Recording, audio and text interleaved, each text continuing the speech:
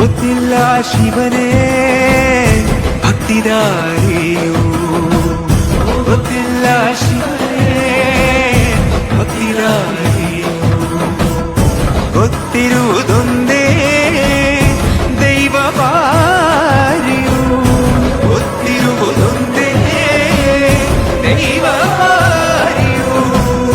ಉಳ್ಳಾಯ ನಿನ್ನ ನಿಲತಡೆಗೆ ಬಿದಡುಂದ ಮಾಯ ಸನ್ನಿಧಿಗೆ ಕಾಪು, ಗೊತ್ತಿಜ್ಜೆ ಶಿವನೇ ಭಕ್ತಿದಾರಿಯು.